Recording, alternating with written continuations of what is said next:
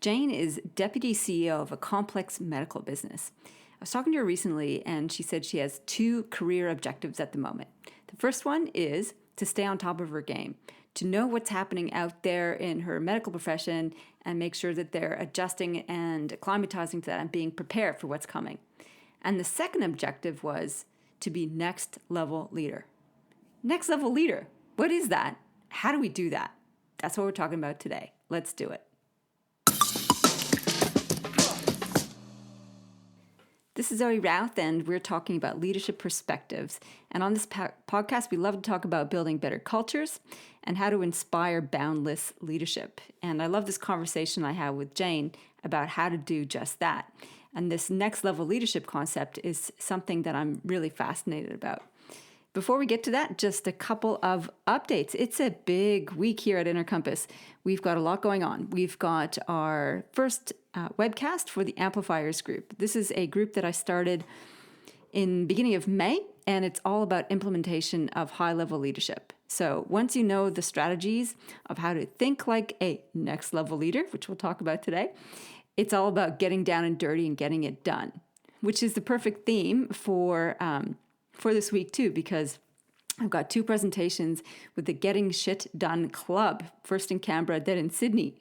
And the third thing that's happening is that we have leadership over lunch. So it really is about community and getting stuff done this week.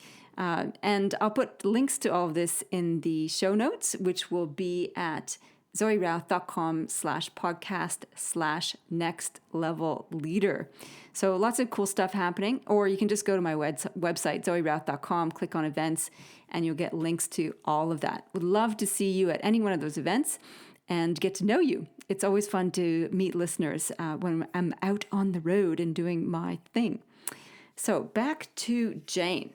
What is a next level leader? And what are these levels? I think actually a better definition of next level leader is actually next stage leader. And this all comes back to integral leadership development theory, which sounds very convoluted. But basically, it's the notion that as leaders and as adults, we can continue to evolve our perspective and how we see and show up and act in the world. And when we mature or expand our perspective, we are more versatile and capable of dealing with far more complexity. And if you're a leader in today's society, you know, and you're quite aware that the business world and the world in general is becoming ever more complex. So if we're going to lead better, we need to actually be able to understand this complexity and respond to it more effectively. So next level leader is, I guess to summarize, is being able to handle greater and greater sense of complexity and greater rates of change. If you want to look at some of the theory, you can look at the work of Bill Torbert, Suzanne Cook-Grauder, Claire Graves, and Ken Wilber. I'll drop some notes in some links in the show notes for you around those guys. And this is all about integral leadership theory. I love it as a theory because it's developmental, meaning that you can increase and grow and expand. And it's not like levels in terms of lower levels are bad and top levels are good. It's more like natural hierarchies. Like there's a natural hierarchy in nature. That's because it's natural. So the natural hierarchy, here's an example. An acorn grows to a sapling, grows to a bigger tree, grows to a quite mature tree. And in human development, it's the same thing. We start off as tiny little human beings. We grow to toddlers. We go through adolescence. We become young adults and older adults. So there's a natural hierarchy to our development. Leadership maturity is like that too. There's a natural evolution of ever increasing, ever more inclusive, ever more expansive perspectives that we can take. So if we want to be next level, it's more about next stage of leadership maturity and development that we're after. Here's one of the critical stages that we need to shift through. And this is one of the key stages I work with levels who are ready for the next level aspects of their work or finding themselves challenged in how they're coping with their work at the moment. It's the shift from achiever to an integral language individualist and what I call becoming an amplifier. This is a radically massive shift, and it's why I've developed the program Amplifiers, is to help people make that shift in a pragmatic, practical way. So achiever, we have a traditional view of leadership. It's all about setting goals and achieving them. Nothing wrong with that.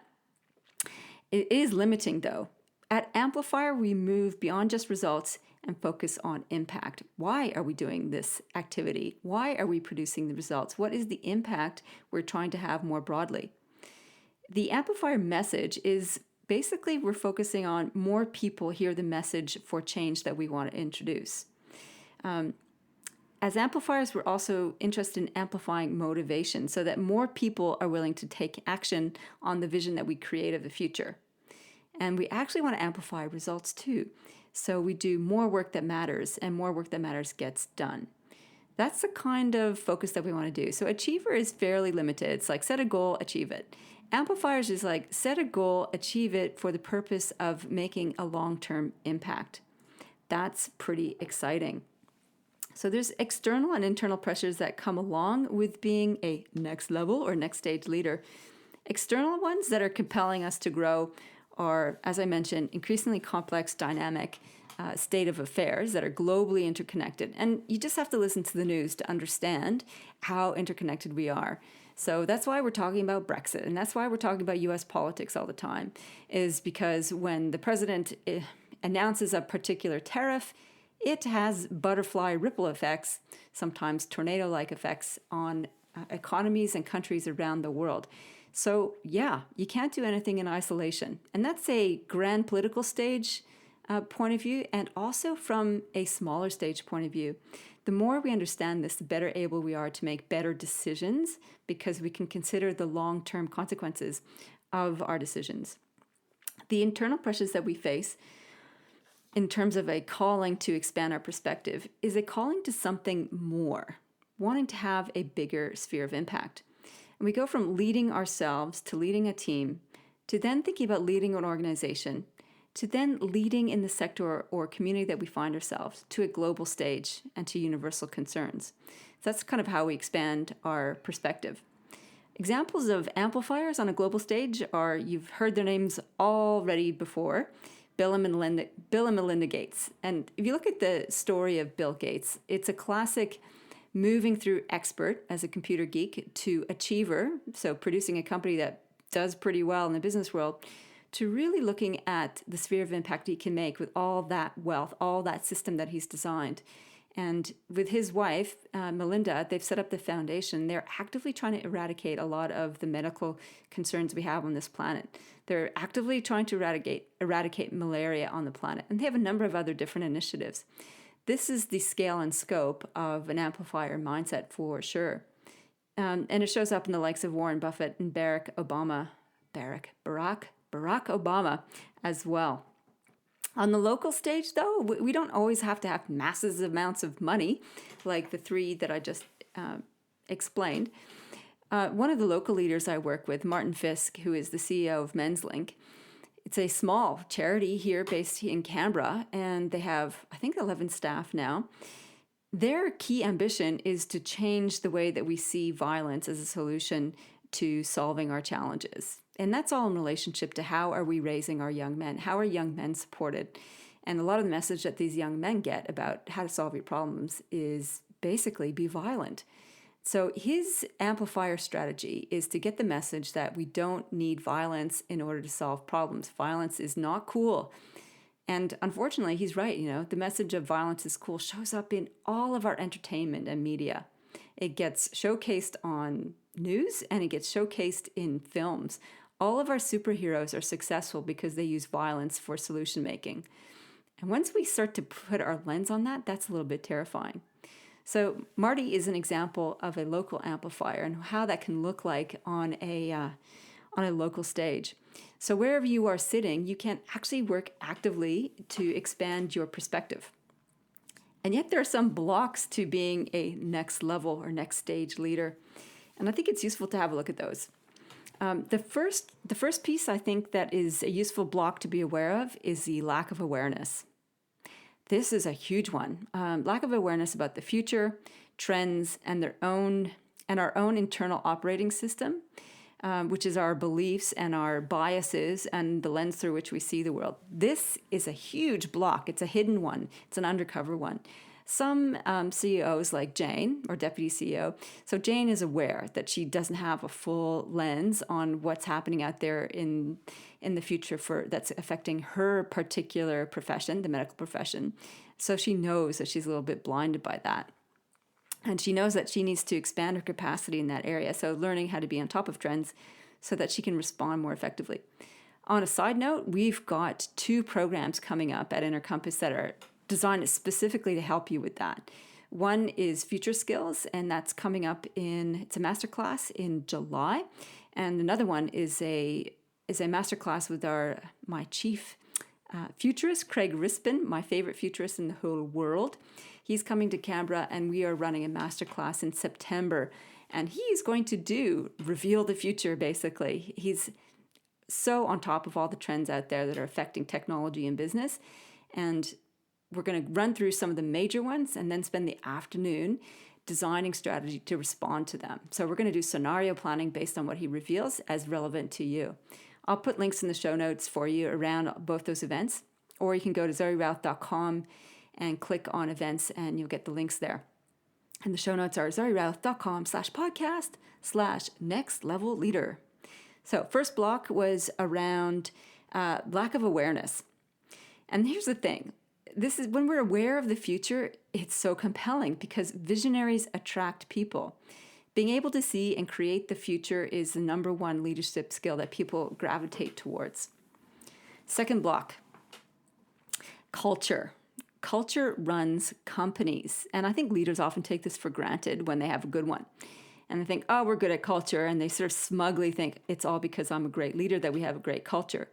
And then what happens is they take it for granted and all of a sudden their culture sucks. It's kind of confronting. So this thing about culture is the operating system for people, and you need to get it right. So one of the focus areas in terms of overcoming this block to being boundless and to moving to next level is to actually mastering management of culture and setting it straight and keeping it on the straight and narrow. Third block is technology. And you need to make sure that you get the right technology and get it implemented. It's a huge block for people. They shy away from making technological innovations. And that's one of the things that Craig Rispin does so well, is that he guides companies in taking on technology projects that will set them up for the future. So a couple of interesting statistics that I found about what the CEOs are worried about. Here's one from PwC. And again, it'll be in the show notes. CEOs are increasingly worried about the speed of technological change. Duh. 76% of it see it as a threat to their growth prospects, with 38% extremely worried. They know they need to move further and faster. Absolutely. And I'd be surprised if you aren't in that same category, knowing that they need to move further and faster. It's one of the reasons I set up Amplifiers, is to help us get on top, get implementing, as opposed to procrastinating on this stuff. Here's another one. This is from the Conference Board, January 2019 study. And it says the top 3 concerns for CEOs globally are attracting and retaining top talent. Isn't that a perennial one, though? Okay, number 2 is creating new business models due to disruptive technology. And developing the next generations of leaders. So are those 2 things, or although those 3 things, retaining top talent, creating new business models because of new tech, and creating next generation leaders. Are you doing anything about that? If you're not, hello McFly, what are you doing? We need to get on top of that stuff. So plenty of support from our account here. Join Amplifier's program. We're looking to roll it out in Sydney and Brisbane. So if you're interested in being one of those groups, email me, zoe@innercompass.com.au. I want to support you in implementation. Plus, I'm going to be doing some work with Craig Rispin in the future, which is very exciting, I have to say. Don't think you can do this alone, because pretty much you won't. I know, because it's scary stuff, and we often need a sounding board and somebody to show us the way on how to implement this stuff. All right, 3 blocks: leadership, culture, and technology. We need to get on top of that stuff. Next level leader. Yep, next level is an amplifier. So get on board with that. In the meantime, live well, lead well.